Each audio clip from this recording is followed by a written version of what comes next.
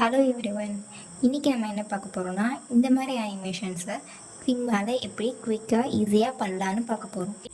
இந்த மாதிரி அனிமேஷன்ஸை நம்ம எங்கே யூஸ் பண்ணலாம்னு பார்த்தீங்கன்னா, லேண்டிங் பேஜில் யூஸ் பண்ணலாம். ஸோ இதை எப்படி நம்ம ஈஸியாக பண்ணுறதுன்னு பார்க்கலாம். ஃபர்ஸ்ட் ஒரு நியூ டிசைன் ஃபைல் க்ரியேட் பண்ணிக்கோங்க. இப்போது ஒரு டெஸ்க்டாப் ஃப்ரேமை இன்புட் பண்ணிக்கோங்க. ஸ்லைட் 1 பேர் வச்சுக்கோங்க. இப்போது அந்த டெஸ்க்டாப் ஃப்ரேமை செலக்ட் பண்ணிவிட்டு லெஃப்ட் சைட் எடிட்டரில் இமேஜ் அப்லோட் பண்ணுற ஆப்ஷனை எடுத்துக்கோங்க. பேக்ரவுண்டுக்கு ஒரு ரஃபாக ஒரு இமேஜ் எடுத்து அதை அப்லோட் பண்ணிக்கோங்க. நான் என்னோடய பேக்ரவுண்டுக்கு black colour crush paper effect கொண்டு வர மாதிரி ஒரு இமேஜை செலக்ட் பண்ணி வச்சுருக்கேன். இப்போது எந்த மாதிரி நம்ம இமேஜஸை அசம்பிள் பண்ண போகிறோன்னு ஈஸியாக உங்களுக்கு சொல்லித்தரேன். ஃபார் எக்ஸாம்பிள் இதுதான் அந்த 3 இமேஜ் வச்சுக்கோங்க. ஃபர்ஸ்ட் ஸ்லைடில் ஃபர்ஸ்ட் இமேஜ் சென்டரில் அதோட ஒரிஜினல் சைஸில் செட் பண்ணிக்கிறோம். அதுக்கு ரைட் சைடில் செகண்ட் இமேஜை ரீசைஸ் பண்ணி செட் பண்ணிக்கணும். அதே மாதிரி செகண்ட் ஸ்லைடில் செகண்ட் இமேஜ் சென்டரில் அதுக்கு லெஃப்ட் சைடு ஃபர்ஸ்ட் இமேஜை ரீசைஸ் பண்ணி செட் பண்ணிக்கணும். அண்ட் அதே மாதிரி right side third image and third சைடில் தேர்ட் இமேஜ் ஒரிஜினல் சைஸில் சென்டரில் இருக்கணும். அதுக்கு லெஃப்ட் சைடு செகண்ட் இமேஜ். உங்களுக்கு இப்போ அந்த ஆர்டர் எப்படி ப்ளேஸ் பண்ணணும்னு தெரிஞ்சிருக்கும். இப்போ நம்ம இமேஜஸை இதே மாதிரியே அசம்பிள் பண்ணலாம். ஆல்ரெடி நான் பேக்ரவுண்ட் ரிமூவ் பண்ணி வச்ச இமேஜை இம்போர்ட் பண்ணிக்கிறேன். லைட்டாக க்ராப் பண்ணி சென்டரில் ப்ளேஸ் பண்ணிக்கிறேன்.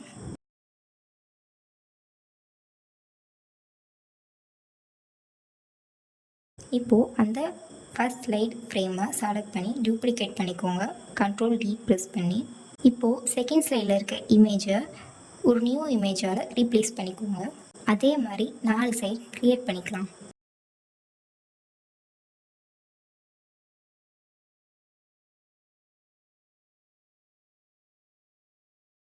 ஃபர்ஸ்ட் ஸ்லைடில் ஃபர்ஸ்ட் இமேஜுக்கு ரைட் சைடு செகண்ட் இமேஜோட சைஸை ரிடியூஸ் பண்ணி வச்சுக்கோங்க.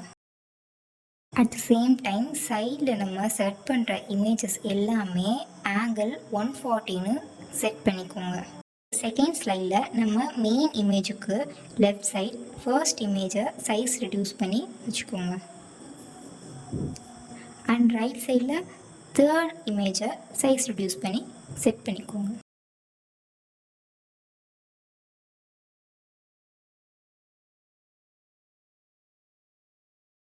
தேர்ட் ஸ்லைடில் மெயின் இமேஜுக்கு லெஃப்ட் சைடு செகண்ட் இமேஜை ரீசைஸ் பண்ணி வச்சுக்கோங்க.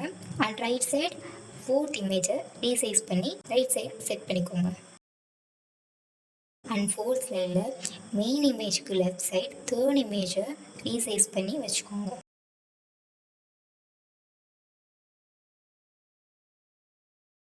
நம்ம சைஸ் ரெடியூஸ் பண்ண சின்ன சின்ன இமேஜஸ்லாம் செலக்ட் பண்ணி எடிட்டர் பேனலில் அப்பியரன்ஸை 0% கொண்டு வந்துக்கோங்க.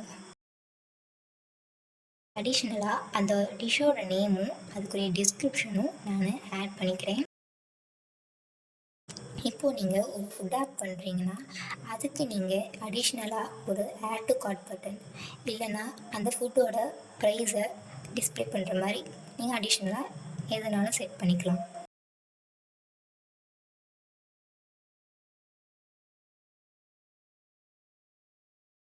ஸோ டைட்டிலுக்கு மட்டும் நான் ஒரு கிரேடியன்ட் எஃபெக்ட் கொடுக்குறேன். இப்போது டைட்டிலையும் டிஸ்கிரிப்ஷனையும் செலக்ட் பண்ணி ஆட்டோ லேயர் கொடுத்து அதை எல்லா ஸ்லைடுக்கும் காப்பி பண்ணிவிட்டு டிஸ்கிரிப்ஷன் அண்ட் டைட்டிலில் மட்டும் சேஞ்ச் பண்ணிக்கிறேன்.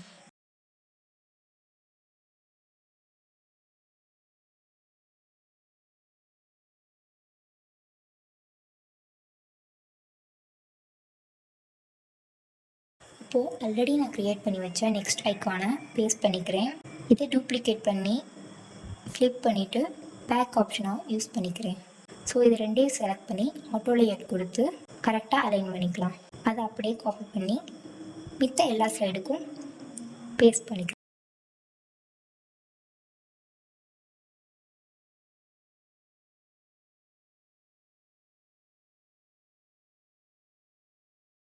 இப்போது ப்ரோட்டோடைப் டைம். அனிமேஷனில் ஸ்மார்ட் அனிமேட் கிளிக் பண்ணி கேர்வில் ஈஸ் அவுட் பேக் அப்படிங்கிற ஆப்ஷனை செலக்ட் பண்ணிக்கோங்க. டியூரேஷனை 600 ms சேஞ்ச் பண்ணிக்கோங்க. அதே ப்ரோட்டோடைப்பை எல்லா ஃப்ரேமுக்கும் கொடுத்துக்கோங்க. அதே மாதிரி பேக் ஆப்ஷனுக்கும் அதே ப்ரோட்டோடைப்பை நீங்கள் கொடுத்துக்கலாம்.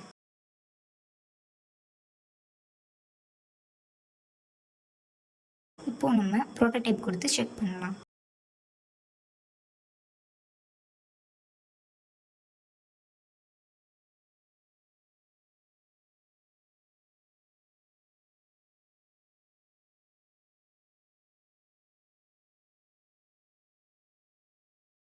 சூப்பராக பண்ணியாச்சு.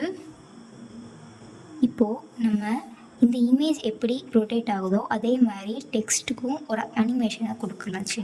ஆல்ரெடி நான் டிஸ்கிரிப்ஷனையும் டைட்டிலையும் ஆட்டோலேட் பண்ணி வச்சுருப்பேன். அதெல்லாம் குரூப்பாக சேஞ்ச் பண்ணி எல்லாத்துக்கும் யூனிக்காக ஒரு நேம் கொடுத்துக்கிறேன். ரைட் சைடில் நான் எப்படி எல்லா லேயர்ஸையும் அரேஞ்ச் பண்ணியிருக்கேன்னு நீங்கள் செக் பண்ணிக்கோங்க.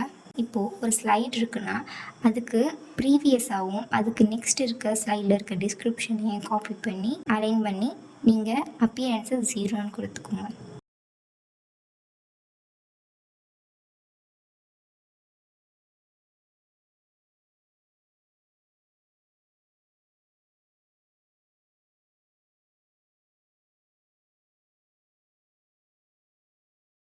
இமேஜை நம்ம அனிமேட் பண்ண மாதிரி டெக்ஸ்ட்டையும் சூப்பராக அனிமேட் பண்ணிட்டோம். ஸோ இந்த மாதிரி அனிமேஷனை நீங்கள் எங்கே யூஸ் பண்ணலான்னா லேண்டிங் பேஜஸில் நீங்கள் யூஸ் பண்ணலாம்.